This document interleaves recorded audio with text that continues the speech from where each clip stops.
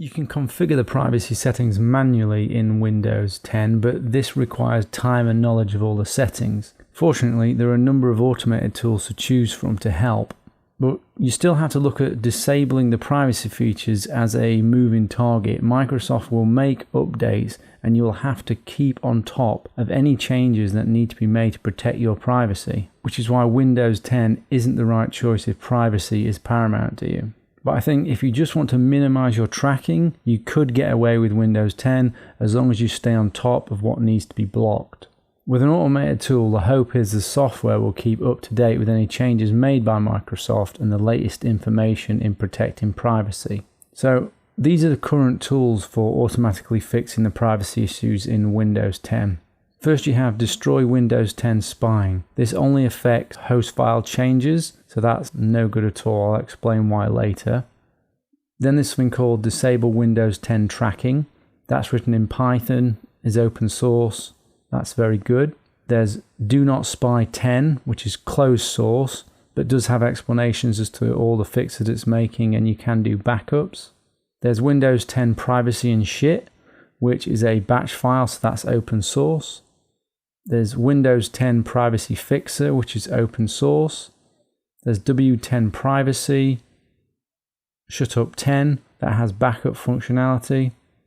Spybot Anti-Beacon for Windows 10. Now that's produced by a known anti-spyware company, so you could say there is some trust there built up with those guys.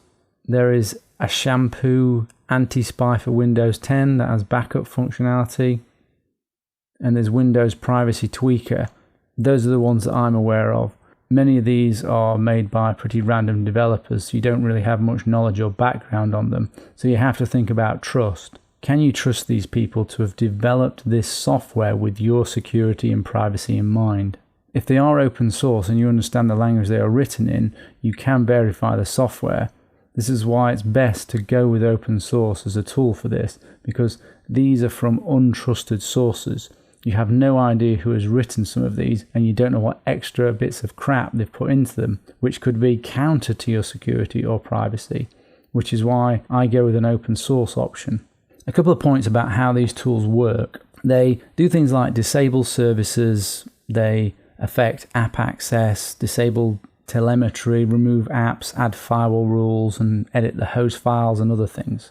The host file is a plain text file and is named hosts. It stops the operating system making DNS requests to resolve a web address or domain name into an IP address. Now, an example of that might be you put Google into the host file and a corresponding IP address. Then whenever you go to Google, it doesn't need to do a DNS query, it just looks in the host file first. Now, what these tools are doing is they're using this host file to put in false IP addresses in correspondence to the phone home domain names to stop them calling back home to Microsoft.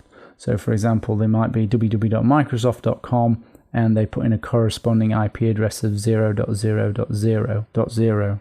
But the host file is no longer the all-powerful thing it used to be. In Windows 10, Microsoft has hard-coded IP addresses into the system's dynamic link libraries, effectively making domains and IP addresses unblockable by the operating system, so the host file doesn't work. But not everything is hard-coded like this though, so some of the phone homes that Windows 10 does do can be blocked in the host file. The host will provide some benefit, but it won't block everything.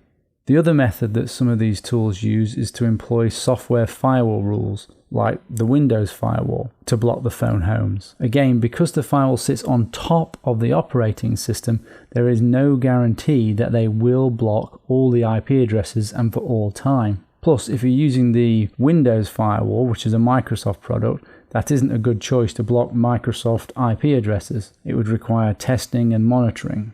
The most effective way to block the phone homes is to block the addresses off the machine at your gateway device to the internet, so your router, your hardware firewall, etc. And we'll talk more about that later and how you might do that.